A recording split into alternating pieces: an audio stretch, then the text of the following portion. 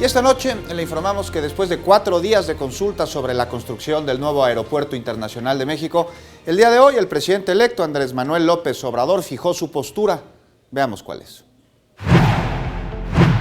En el aeropuerto de Santa Lucía se construirán 2 pistas. El Aeropuerto Internacional de México y el de Toluca se acondicionarán para que el conjunto pueda entrar en operación en 3 años. La inversión total del proyecto será menos de 100,000 millones de pesos y se resolverá el problema de la saturación. Esto lo dio a conocer el presidente electo Andrés Manuel López Obrador luego de expresar que respetará el resultado de la consulta popular que eligió el eje Santa Lucía. Añadió que con esta opción se resuelve el problema para 40 o 50 años en adelante.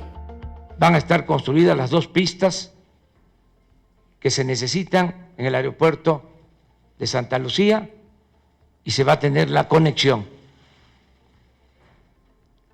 Un carril confinado del actual aeropuerto al aeropuerto de Santa Lucía. Vamos a tener también operando el tren Ciudad de México, Toluca, para facilitar la llegada al aeropuerto de Toluca. De modo que en 3 años vamos a tener operando 3 aeropuertos para resolver el problema. Ese es mi compromiso. El próximo presidente aseguró que atenderán cualquier reclamación de empresas o de inversionistas. Vamos a hablar también con los empresarios, con los contratistas,